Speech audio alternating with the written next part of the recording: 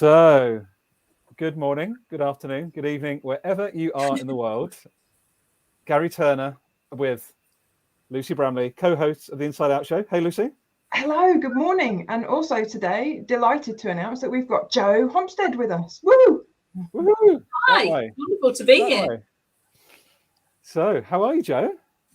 I'm really good, thank you. I'm really good. It's sunny, which is wonderful. It's like got a nice little wintry vibe to it today, I think. It's cold, sunny. The first of the month, quite liking that. So yeah, all good, thank you. All really good. Love it. Well, welcome to the show. I realised that what we did last time with the show, Lucy, is we actually had the guest backstage. You and I had a little riff for 30 seconds, and then we brought Jo on. Because we know Jo, we just chucked her straight into the mix today. Oh yeah.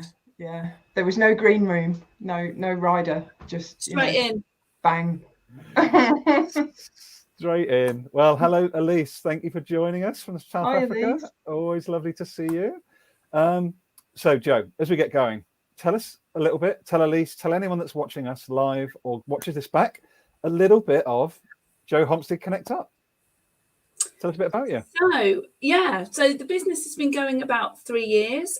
Really, it's all about building connection at work and to work. So I do a bit of work with individuals, largely sort of entrepreneurs or exec level within businesses, to just give them a bit of a safe space, really, to do some thinking. I've come up with a new thing recently that I'm playing with, which is around being a thinking resource for people. Not sure how I feel about that. That's kind of what I'm playing with at the moment. And I also do stuff with teams and whole organisations as well around just building connected workplaces. So quite a lot of strategy development at the moment, facilitating of exec away days, that kind of thing. But I guess what sort of runs across everything is about really my strong belief that if people have kind of meaning at work, belonging at work, and connection at work, then we do great things. And we need those things to enable us, whether we work on our own or whether we work within a great big system. Those are the kind of requirements, I guess, for us to do great work and great thinking. So that's kind of it, I guess, at the moment. That's kind of the stuff I'm doing. And I'm just doing some amazing work at the moment. Like I couldn't be happier and couldn't be more grateful, because I'm just doing stuff that I absolutely love at the moment, as people kind of come back, emerge back, and I think also possibly sort of look to the future, and people are kind of mulling over what they want, I think, in a slightly different way, which is some really interesting conversations going on at the moment. Is that all right in a nutshell? There's a lot about that kind of thing in the news at the moment, isn't there? You know, the Great Resignation. I think I read yesterday somewhere around 60% of people are thinking that they might change jobs over the next few months. Yeah. I don't know what the percentage used to look like, if that was a thing that people used to look at, but it certainly seems to be a topic that's been, ripe for discussion during and now we're kind of, getting beyond COVID. How's that kind of playing out for you, Jo? Is it something that you've seen more of? Yeah, definitely. I think a few different lenses onto that, really. I think definitely in workplaces, certainly the stuff I'm doing individually with people, there is quite a big theme around what do I want now? Like, am I happy with what this sort of norm has been? No. Or yes, in part, but there's some stuff that I might want to change. There's people considering moving on. There's people considering bringing their end forward and kind of going off and doing some different stuff. And I'm not sure that it's like the work thing that's changed. I think it's the individual largely that's changed or that's reassessing stuff. I mean, obviously the workplace has changed massively, but I think it's like inner stuff that's going on for people. And so then there's that, and then there's the whole team. So like, if we are going to all be here and be committed, what are we coalescing around? What are we committing to together? What can we bring in of ourselves into that space? I think some of those conversations are happening in quite a different way. And then I don't know about you, but I'm reading and picking up quite a lot at the moment about people being quite happy to say, I'm feeling like I want to hunker down for a bit and kind of get back around myself and kind of what it is that I want to be doing. There's a bit of an autumnal kind of vibe, and that's why I mentioned at the beginning the 1st of November, because I think that is also interesting. The Action for Happiness calendar, that I was just looking at that quickly, and it's called New Ways. So the November one is New Ways for November. That feels like a bit of a moment, actually, in terms of some of the conversations I'm having around what do I want those new ways to be. And I've got a couple of months where I can hunker down and have a think about 2022 and kind of the future. What does that look like for me individually? And a lot of the work I'm doing with teams is the same. It's looking to 22 and kind of going, right, what does that need to look like? So it's absolutely a moment, I think. Yeah. I love this, because just think about what you've just shared, Jo. Just think about what you just shared. There's this tragic, traumatic experience that we've all gone through with different sized boats, admittedly, depending where we live in the world. But there is this, I heard this phrase about 6 months ago.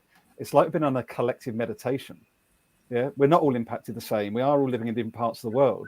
But there has been this massive, like, nature-induced, like, handbrake of, like, seriously, I'm giving you one more chance, human race, to sort yourself out. And like, we've all gone, oh my God, we don't have to keep doing this the same way. How we've been taught, how we've been controlled, how we've been co-opted. And what you're speaking to for me is this beautiful, it's almost like a flower budding and going, actually, why do we operate from this clenched fist design or mindset? And it's like, oh, we're already paying these people salaries. They're showing up with their desire to contribute. Why don't we just let them do that? Absolutely. Yeah, absolutely. And, I think it might be a bit bumpy for some groups and some organisations, actually, some communities. If the individual is doing that thinking and sort of not being able to do it within, they're going to do it anyway, is my feeling.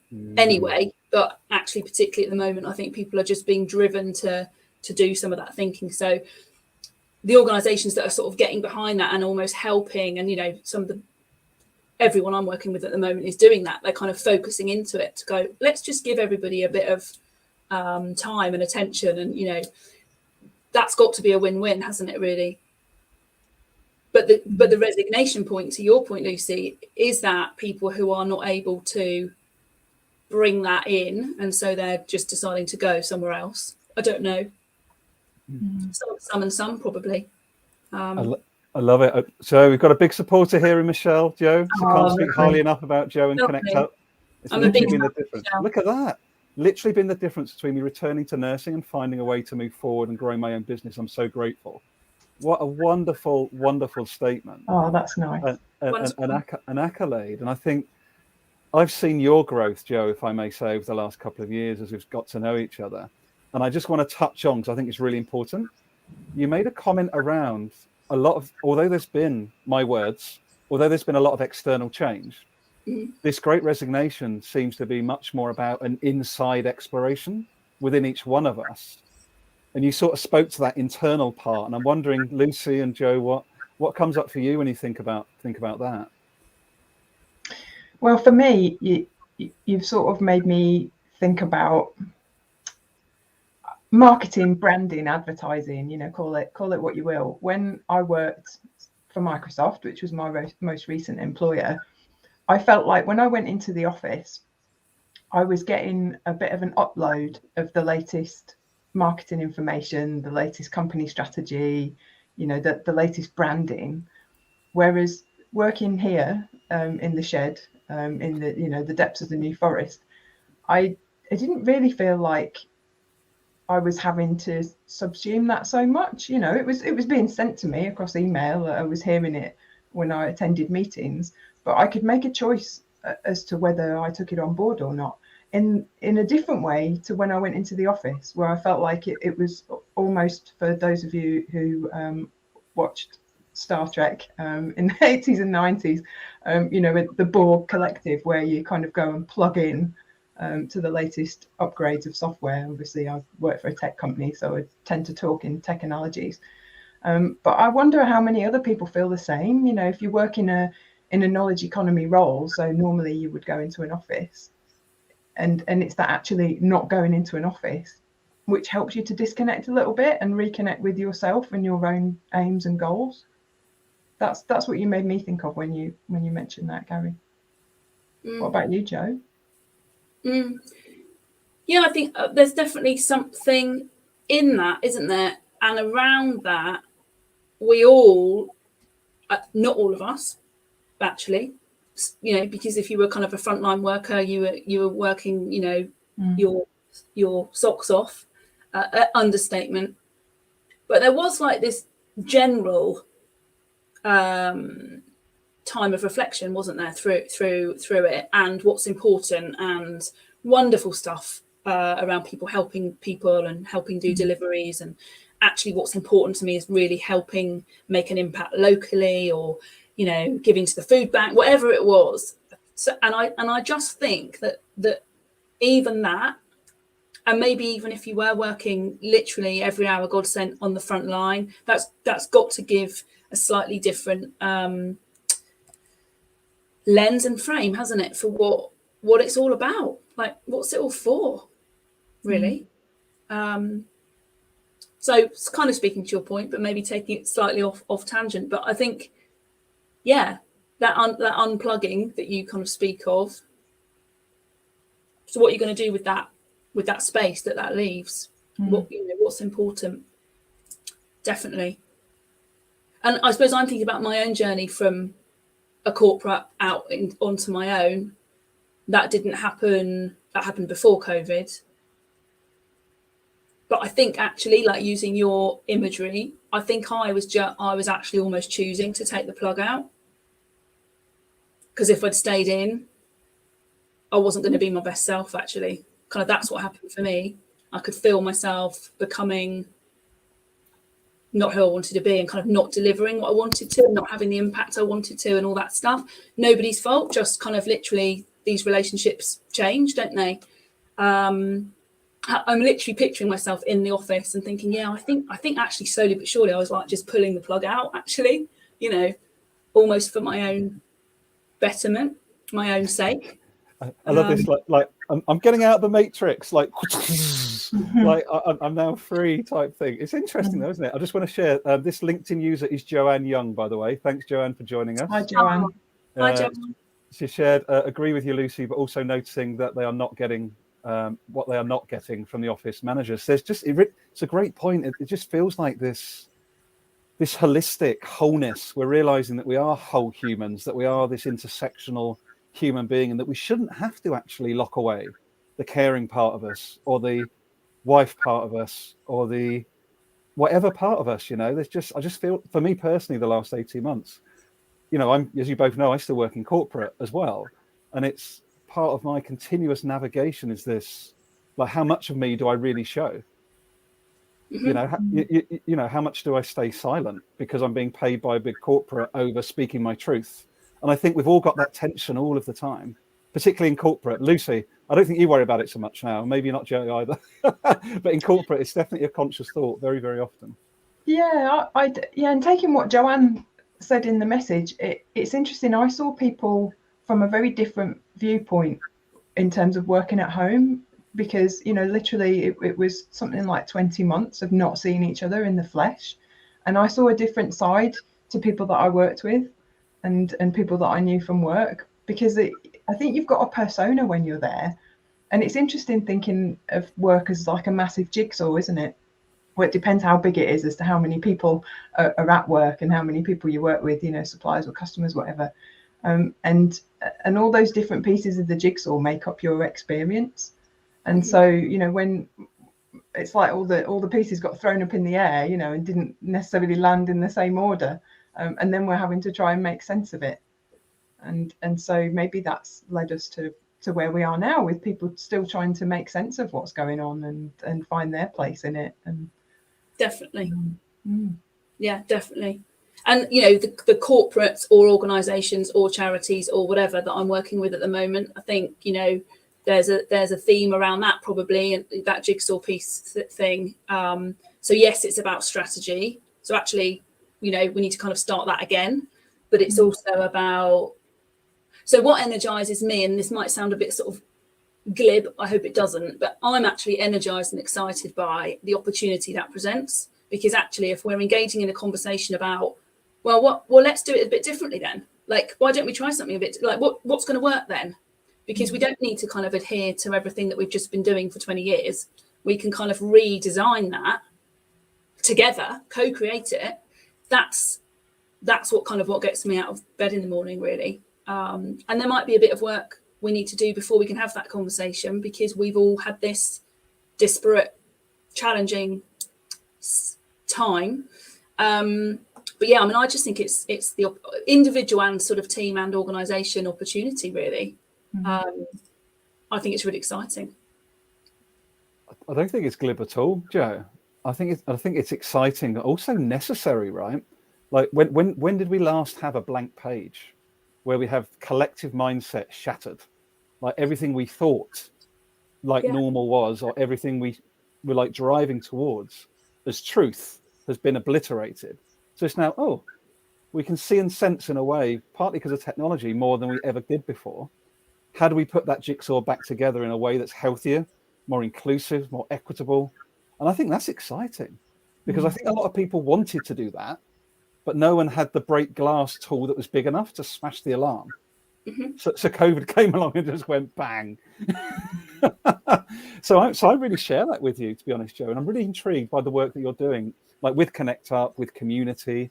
How do you find community in the workplace or within a charity? Are you finding, since you did work 2 years ago, is that sort of collective co-creation something that's easier to tap into, sort of as we're sort of coming out, hopefully, the other side of COVID? What's your thoughts about that?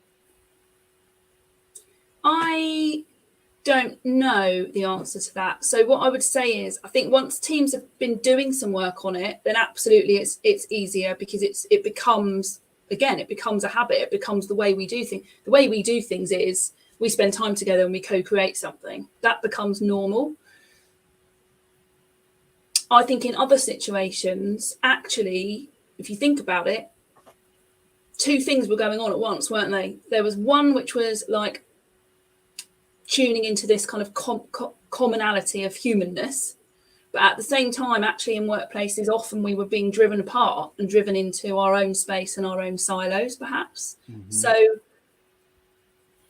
I think possibly there's a bit of work to do here around, again, which I'm doing in some situations, bringing people actually back together around it to then almost reset that conversation before you can have it.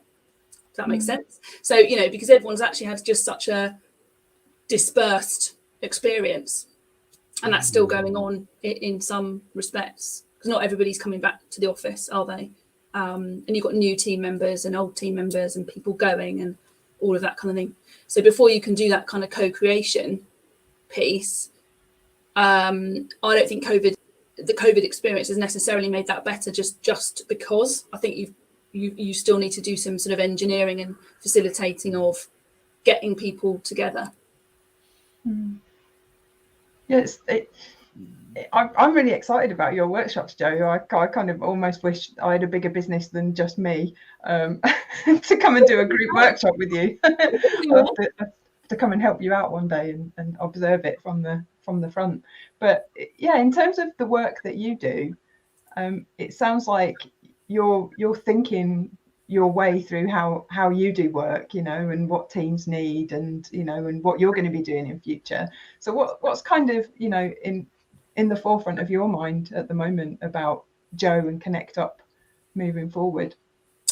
Yeah, so I mean, thank you for asking. Two things really. I think the stuff with teams, I just love. I respond to what's going on, and I love that. I get a lot from that. So I don't have, like, commercially, let's be honest, commercially, it would be probably a better decision to have like a thing that I'd written that I put everyone through. because then I'm just putting people through the thing that I've written. But that's not what I like to do. So I like to do the work with the teams first, the surfacing, really understand what's going on, what people are feeling, and then create something hopefully that's going to actually be meaningful and actually sort of help. And I love that. I get my own energy from that. I like bringing new things in and all that kind of stuff. So that will continue.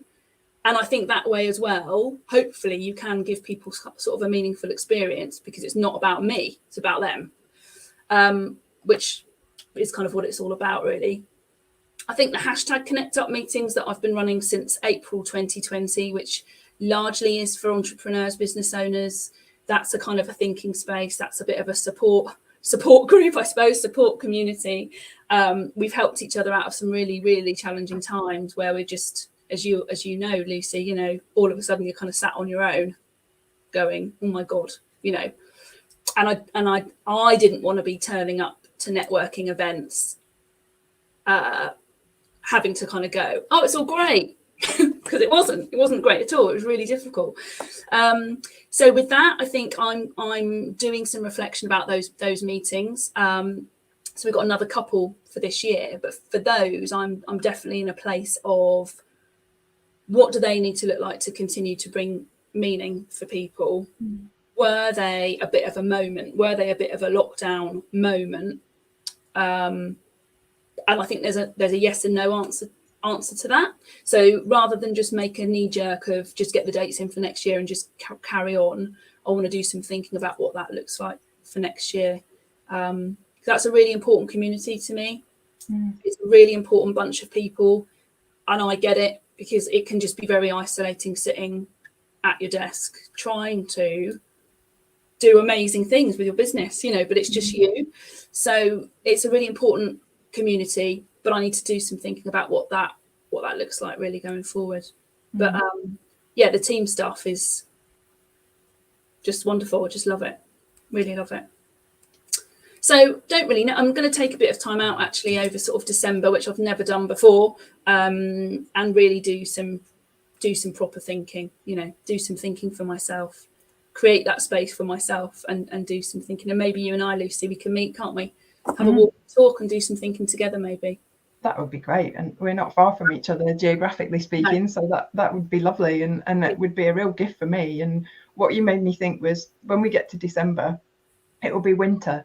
So that's a really natural time to not be looking to grow anything, to just be letting things settle and to really be more in planning mode for what do you want to blossom next year, you know, when we get back into spring.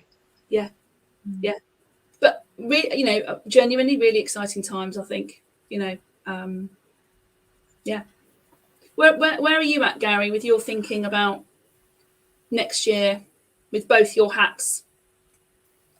Talk about Coach Jo flipping the microphone. Love it. So that's enough. I need to look elsewhere now. It's very kind of you. Let me just share, first of all, Michelle added a really brilliant comment as well, as we've been journeying together. Agree with the concept of resetting the conversation. We need to move forward, create a culture that sees the individual and buys into that holistic approach. I love that point as well, Michelle. You know, allow an equal place around the table. That table has been a very, very narrow, tiny, let's call it out, white male shaped table for a very long time. So I think it's a really brilliant invitation, Michelle. Thanks for sharing that. What I would say, answer to your question, Jo, is, well, let's put it out there. The three of us just had an amazing experience at the Human Development Space several weeks ago. Yeah. So to be honest with you, I'm finding that more and more I want to be in that experiential space. So similar to you is what you want to do with teams. You know, you can't always do it in person. God forbid there's another pandemic. Who knows? There could be. But there's something for me about how do we recreate the depth of connection that we have in person as best as possible in a virtual environment, so you can reach more people. So I've got this crazy vision of how do you engage global South and global North communities in deep dialogue in a way that is felt. And that's really on my heart and mind at the moment is, so what is it? How do you set that up? What's the practices you have to put in place? Is it a virtual table where everybody takes their turn to speak, so everybody feels connected in a virtual environment. So there's all these sorts of things I'm thinking through. So, and that is whilst being in an extractive chemical industry, which is still my day job, and will continue to be my day job. So there's something quite activist, Jo, within me at the moment, and I think that's why we're all going to be hopefully together again at the Human Development Space in July next year. But you and I also, Jo, I've got a little idea that we're pulling together around doing an executive retreat as well in April. So yeah, there's something to me around just this. Embodiment is probably the best word, and I think Lucy's doing it brilliantly with her local in-place sustainability. Is whatever is important to each of us as a human, how do we embody that and not just talk about that? I guess that's probably my summary. Is trying to how do we get to understand what matters most to each one of us, and then embody that work. That's probably it in a nutshell. And I've gone in a million different directions. What did that sound like, Jo? Does it sound worth doing? I don't know. Totally, it totally does. And I know you're doing and will be doing some really great things. I think there's a and what I was hearing then is I was thinking about workplaces and thinking, again, we've kind of gone around in full circle maybe, but what does that look, because people do a job because there's some kind of meaning in it for them. So the meaning might be the money, the meaning might be actually, I'm very purpose led. Most of the people I'm working with at the moment is because they are committed to the cause that they're working around, or the purpose of that organization. And so let's unlock more of that together, because they're there for a reason, not there to just turn up and have an unsatisfying time and then go home. It's not really what people are all about.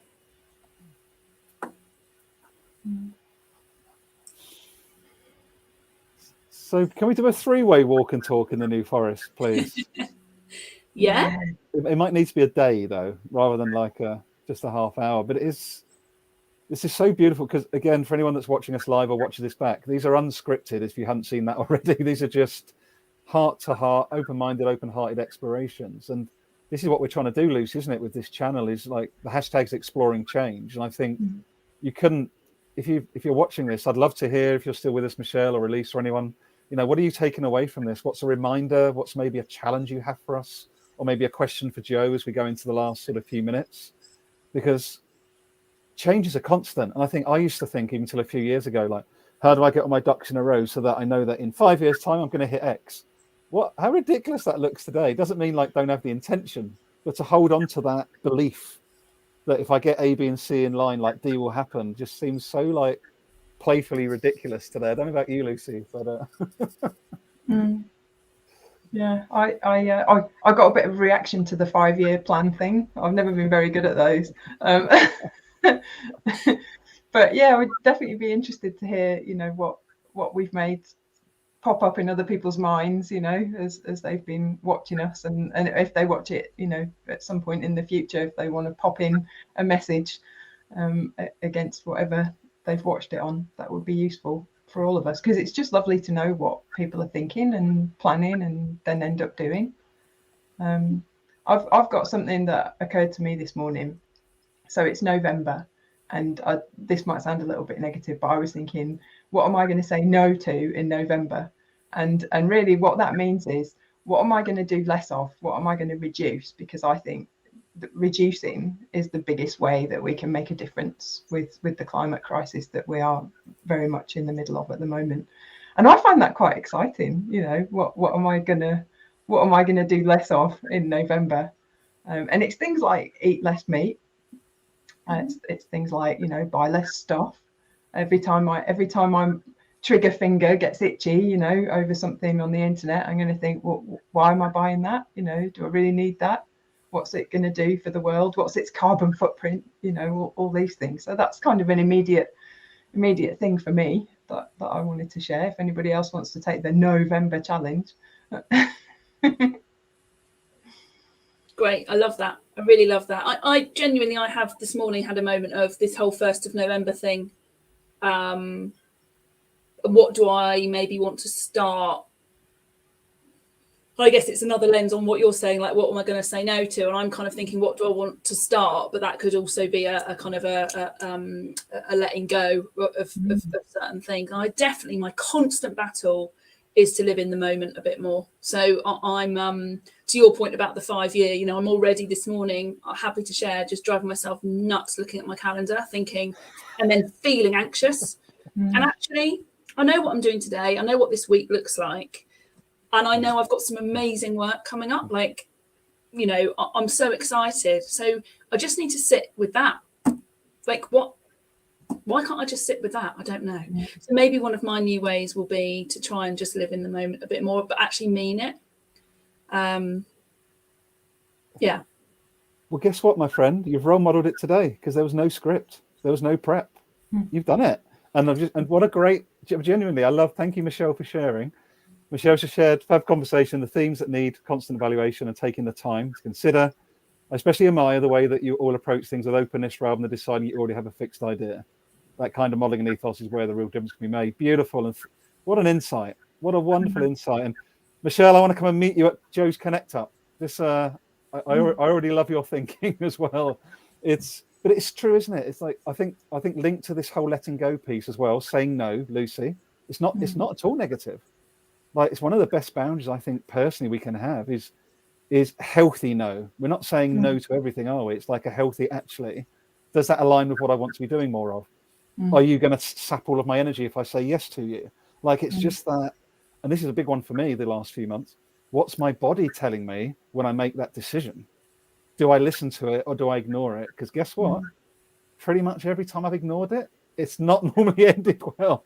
So that's one of my big shifts as I go into this sort of autumnal winter season is like, am I going to trust myself and listen to my body more?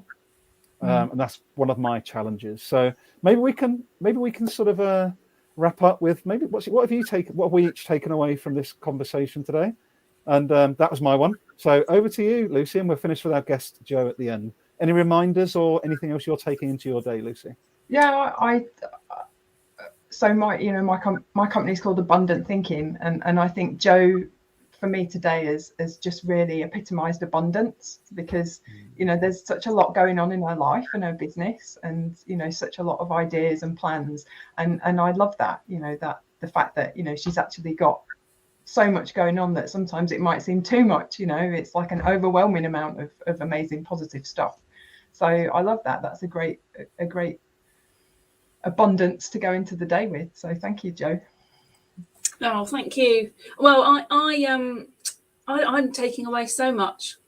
I don't know. I mean, again, this is just the power, isn't it, of kind of thinking out loud. So it's given me, hearing you play that back to me has reinforced that feeling for me of kind of being grateful and feeling the abundance, I guess. And just, an unscripted conversation around a topic and what thinking that can unlock for all of us, really. And this was just a perfect way to kind of start my week off. So thank you. I just, both of you bring so much, genuinely, so much to me. And just thank you for that. Amazing. Well, thank you all for joining us, Michelle. Really lovely to meet you, and I'll meet you at Jo's thing one day. Elise, thanks for popping in, and also Joanne, who had to leave us earlier on. Lucy, you're an amazing co-host. Love you. Jo, love you and all what you're doing. And yeah, join us next time. We tend to be here every 2 weeks. That's Lucy and I's plan, and we've got some pretty other amazing guests. Like Jo is just a tip of the amazing iceberg. We've got a lovely videos coming up in 2 weeks' time. We're talking about self-managed teams. She's calling in from India on the 15th. On the 13th of December, we've got Shahana from India, who does a lot of stuff around regeneration, regenerative leadership, regenerative organizational design. And we've got Laura Storm, who co-wrote the book, Regenerative Leadership, on the 17th of January next year. Like there's a theme here. Regeneration, people. We're going into winter. Allow yourself to compost the stuff that doesn't work for you and allow those seeds for what's coming next to germinate over the next few months. Because 2022 is our year, people. We are connecting, and we've got ConnectUp lady here to do it all for us. So cheers, Lucy. Cheers, Jo. Cheers, everyone. Thank you. Cheers, everyone.